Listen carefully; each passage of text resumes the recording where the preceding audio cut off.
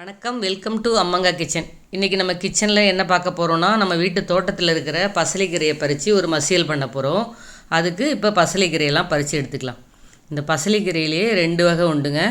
ஒன்று தரப்பசலி, இன்னொன்று கொடி பசலி. கொடி பசலி வந்து பிங்க் கலரில் அந்த வெத்தலை மாதிரி இருக்கும். இது வந்து தரப்பசலி, இது இந்த மாதிரி இருக்கும். இதை வந்து நம்ம அடியோடு உடைச்சிட்டோம்னா உடனே துளுத்துரும்.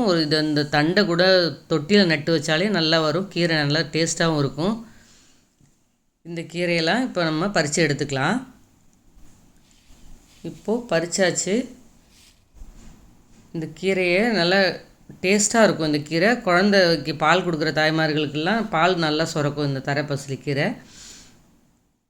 இது கூட இந்த அளவுக்கு பறித்து எடுத்தாச்சு. இப்போது கொஞ்சம் முருங்கைக்கீரை பறித்து நம்ம எடுத்துக்கலாம். ஏன் அப்படின்னா இந்த கீரை கொஞ்சம் குழகுழப்பு தன்மை இருக்கும். அதுக்காக கொஞ்சம் முருங்கைக்கீரை சேர்த்து சமைச்சா டேஸ்ட் நல்லாவும் இருக்கும்.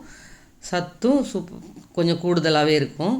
கொஞ்சமாக முருங்கைக்கீரையை இப்போ நான் பறித்து எடுத்துக்கிறேன். நல்லா துளிர் கீரையாக பார்த்து பறித்து எடுத்துக்கிறேன். இதை 2ஐயும் பறிச்சுட்டு நல்லா க்ளீன் பண்ணி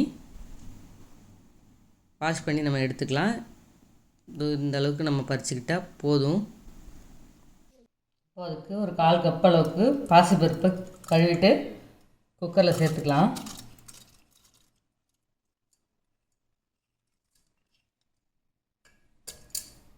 இப்போது ஒரு 6லேருந்து 7 சின்ன வெங்காயம், 6 பல் பூண்டு, ஒரு மீடியம் தக்காளியை கட் பண்ணி அதையும் சேர்த்துக்கலாம்.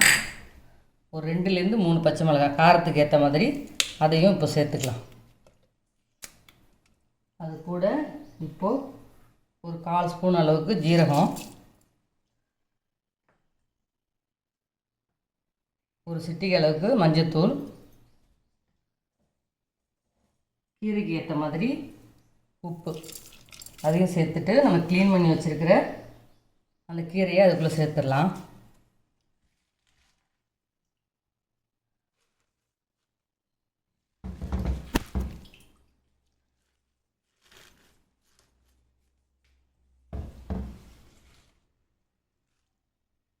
இப்போ இதில் நம்ம முருங்கைக்கீரையும் பசலிக்கீரையும் சேர்த்து தான் அதை க்ளீன் பண்ணி வச்சுருக்கோம். அது எல்லாத்தையும் ஒன்றா சேர்த்தாச்சு. இப்போது ஒரு 200 ml அளவுக்கு தண்ணி சேர்த்துக்கலாம். கீரை ஃபுல்லாக இருக்குது. வெந்துச்சுன்னா அப்படியே அடியில் ஓடிடும். அந்தளவுக்கு ஒரு சாஃப்டான கீரை இது. இப்போது இதை நம்ம மூடி போட்டு 1லேருந்து 2 விசில் வரைக்கும் விட்டுக்கலாம்.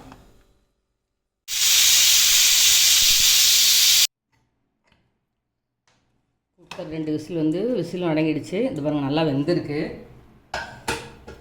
இது அப்படியே ஒரு மத்தை வச்சு நல்லா மசிச்சு விட்டுக்கலாம். லேசாக பண்ணாலே போதும், ரொம்பலாம் மசிக்கணும் கூட கிடையாது.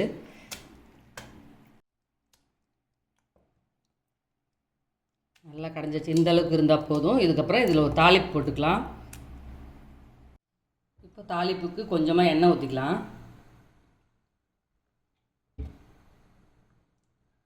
எண்ணெய் சூடுனதுக்கப்புறம் இப்போ கொஞ்சம் கடுகு போட்டுக்கலாம்.